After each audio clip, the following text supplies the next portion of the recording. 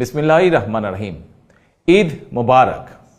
প্রিয় দেশবাসী, আসসালামু আলাইকুম।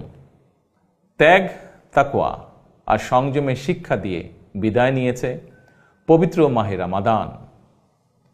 মাসব্যাপী সিয়াম সাধনার পর মুসলিম উম্মার বিশ্বজনীন ঐক্য, সংহতি, সহমর্মিতা এবং অনাবিল আনন্দের বার্তা নিয়ে এলো পবিত্র ঈদ উল ফিতর। প্রতিটি ঘরে, প্রতিটি পরিবারে ঈদ আনন্দ পৌঁছে যাক সকলের তরে।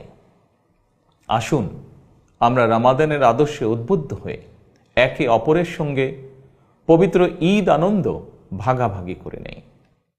ঈদ উল ফিতর উপলক্ষে আমি প্রিয় দেশবাসীকে জানাই পবিত্র ঈদ উল ফিতরের শুভেচ্ছা।